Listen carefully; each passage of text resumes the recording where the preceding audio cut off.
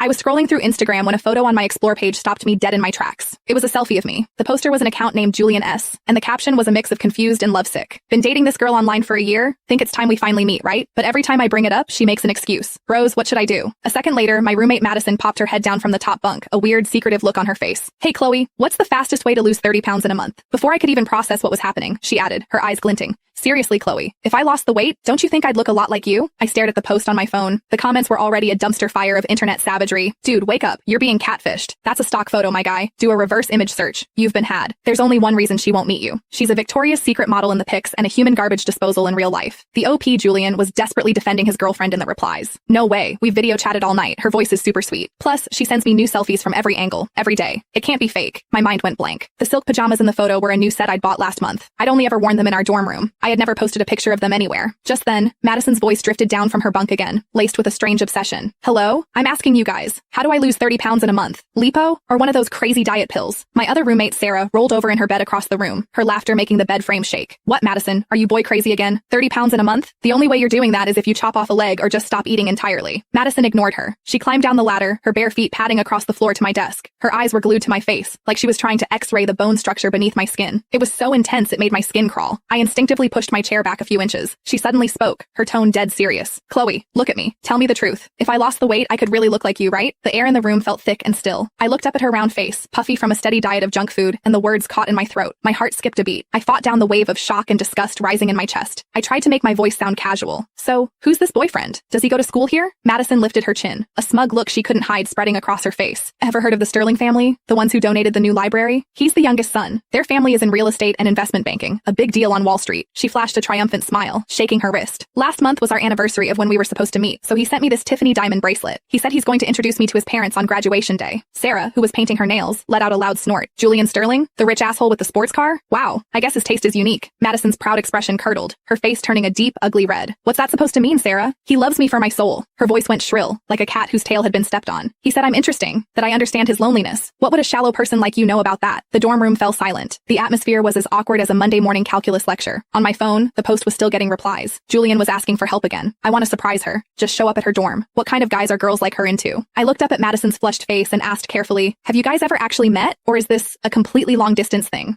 My other two roommates turned to stare at her. Madison, don't tell me you've never even let the guy see you in person. Girl, this is America and all, but you know you can get totally canceled online for catfishing, right? They were joking, but Madison's face went deathly pale. Her lips pressed into a thin, tight line. A moment later, she grabbed her hoodie and mumbled, my advisor needs to see me. It's urgent, before storming out and slamming the door. The three of us left in the dorm room just stared at each other. When Madison came back that night, she seemed to have pulled herself together, and she was back to her usual bragging.